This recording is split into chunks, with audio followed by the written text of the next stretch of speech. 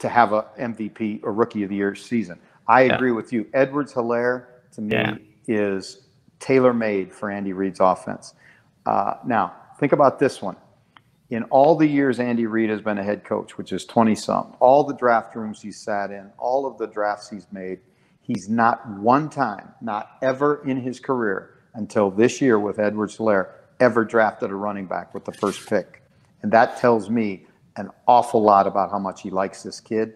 And if the head coach likes you, you're going to get some touches. And if you get enough touches, and I think he's got the ability, he's going to be dynamic. Because what are you going to do with him? Seriously, what are you going to do with him? You be the defensive coordinator for a minute. Now, over on that, you got Tyreek Hill, and you got Travis Kelce, you got Sammy Watkins, you got Nicole Hardeman, and you got that guy in the backfield. Now, you want to die fast or you want to die slow? It's your choice, but you're going to die. Because historically, when I grew up in football, you learn run the ball, use the clock, play great defense, be solid in the kicking game.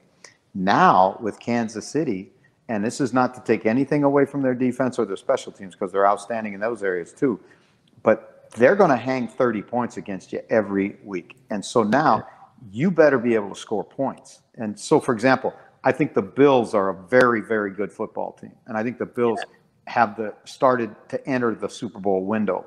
But for them, they've got to get more dynamic on offense because last year they averaged just over 20 points a game, which was the first time in the Sean McDermott era that they scored 20 points a game. Well, 20 points a game will get you within, earshot of Kansas City, but you ain't going to beat them. And so you're going to have to score 30. And that means you better be dynamic on offense. And what did they do? They went out and got Stephon Diggs. What did, the Broncos do? They went out and got a rookie receiver. What did the Cowboys do? They brought in CeeDee Lamb. Well, they say you don't need receivers. Yeah, you do. You need playmakers. And that's just the way the game has changed. Yeah, so it kind of brings us into tonight's game very well that it's two of the kind of teams that everybody likes to go on now because of the quarterbacks, obviously. How do you see tonight's game going? Do you think it's going to be a tight game because it's the first one in and maybe not everybody's at the level that they would want to be at for the start of the season?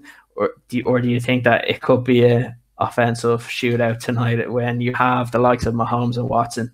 I think there are going to be some points scored in this one, and I think there's going to be a lot of reasons for it. I think that obviously these are dynamic offensive teams with great skill position players, and Johnson, if he can get him 130 yards of scrimmage yards, doesn't have to be running yards. It could be pass. He's a great pass receiver out of the backfield. I think that'll be big for the Houston Texans. But on the other hand, I look at Kansas City and I say, okay, last year the Texans went into Kansas City and they beat them, and they did it running the football. Well, yeah, that has been what everybody has said for years. You want to beat Kansas City, run the ball, keep Mahomes on the sideline, and that's that's the ticket.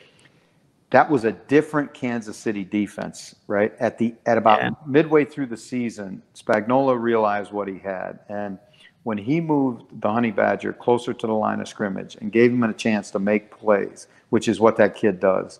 They had initially they dropped Sorensen in, and Sorensen would be the box safety. Well, that's not, and Daniel Sorensen's a good football player, but Tyrann Mathieu is a difference maker, and they put him in the box, and all of a sudden there's a fumble caused, there's an interception, there's a big hit and the game, the dynamic of their defense changed. So I don't think, the last 6 games of the year, the Chiefs were the best defense in football.